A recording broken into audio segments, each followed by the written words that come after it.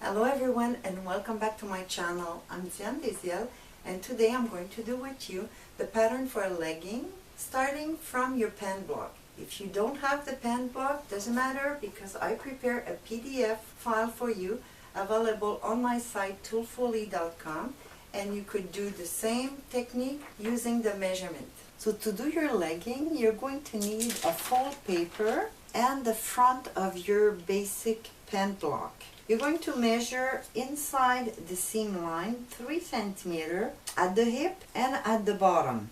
Then you connect the 2 points, trace your line, and fold on this line. If you're wondering where come from my 3 cm, it's because when you did the construction of the pen, you added a 1.5 cm ease, and when we do stretch, we usually go back inside with the ease measurement. So that's why I'm doing 3 cm. So when you finish tracing, you could just fold at the 3 cm line and just put your paper next to the fold of the paper. Then you're going to go with your tracing wheel all around the construction of the pant. You don't have to indicate the dart, but all the level, crotch level, knee level, and the waist.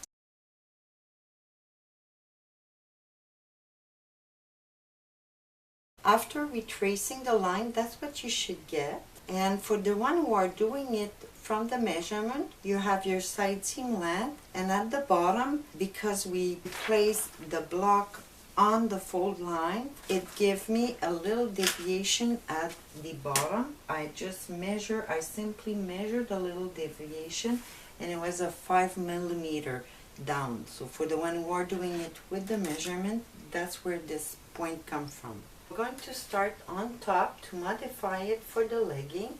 If you remember, your pant had a 2 cm dart. On legging, we don't need the dart. You're just going to measure at the waist level 2 cm in and connect that point with the notch level.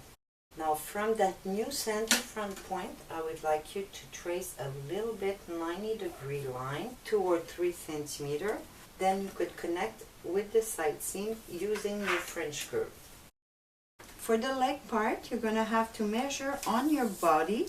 So take your tape measurement and measure right under your knee so the measurement doesn't get too big. I found 34 cm, and to that measurement you're going to subtract 3 cm because of the stretch. So I got 31, and you're going to divide it by 2 because here we're on fold, so we have the both sides to consider. So my measurement would be 15.5, and you're going to place it from the fold on the knee level. Now at the bottom, you're also going to measure on your body at your ankle level. I got 21 cm, and you divide it by 2. Now to trace the inseam, you're going to touch the bottom point with the knee level, but hold it at the bottom and just pivot your ruler about 1 cm outside of the knee point. Trace pretty much halfway, and then just move your ruler slowly until you touch the knee level. We bump it out like that just to follow the shape of your body at this area. To complete your inseam line, you're going to do pretty much the opposite that we did down there. You're going to hold your ruler about 1 cm inside the crotch point, trace a first part, and then move your ruler slowly in direction of your crotch point. This is the front side of your legging. Now we're going to do the back side. You're going to trace a square line from the fold of the paper, touching the front crotch area at the waist. And from that point, you're going to go inside 3 cm on the square line and up 4 cm. In 3, up 4. That's your new back waist point, and you're going to connect it pretty much with the notch area, but the best thing is just to move it until you touch your front crotch. Now, just like we did on the front, you're going to square for a little while at center back, so place your ruler 90 degree touching the waist point, and just trace for 2 to 3 centimeters. Then you could take your curve and just connect with the side seam. Now at the crotch area, the back should be longer, so we're going to go out 2 centimeters on the crotch line and just trace for a little while towards the bottom. Now you're going to measure your front.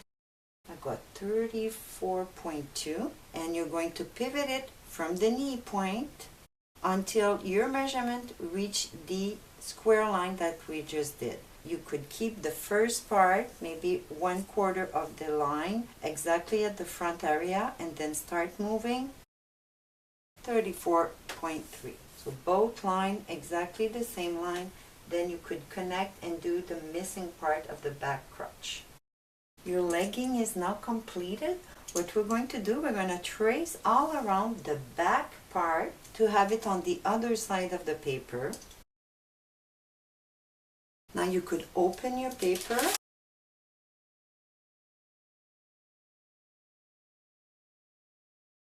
Since we didn't do nothing yet on the length, just for you to know that from the basic construction that we use, we could say that there's already included in the construction a 3 to 3.5 centimeter allowance to fold in an elastic, and also at the bottom there's already a 2.5 centimeter hem included in your pattern. So what you have left to do is only to add your seam allowance on both sides, back and front. Make sure you don't use the back one twice. And now you're ready to cut all around. The pattern is finished, we're just missing the notch. You have the reference for the zipper front that you report on your back, so just make it double notch for assembling. Keep the one you have in the front and put it both sides at the knee level and both sides at the hem level for the 2.5 centimeter. Also, you might wonder how come she didn't do the jog that she usually do. It's just because it's knit, and because you're going to fold, it's going to be double fabric, and the stretch fabric have a tendency to stretch out. By keeping the edge of the hem a little smaller, it's going to force your fabric to stay in a little bit. It's just a little trick that I got over the years. Now at the waist, you did put your 3 or 3.5 centimeter depending on the width of your elastic. You could also put your notches. Now just to have it clean, I turn my paper around, and you're going to put your grain line directly on the fold line, and this pattern piece has to be cut 2 times. It is a size medium, and it's very important that you write on your pattern that it has to be cut in a 4-way stretch fabric. Now if you're wondering about the seam allowance, for knit fabric it's usually 0.7 to 1 centimeter. Sometimes we do decide to put a little more just because you're cutting with the knife of the overlock. So it's up to you. Anyway, doesn't matter what you decide, doesn't matter if you cut or not, you're still going to be able to sew your garment and you won't notice the difference. That's it for today. I hope you enjoy. Make sure you watch my next video. I will show you how to assemble it. Thank you for being there, and I'll see you next time.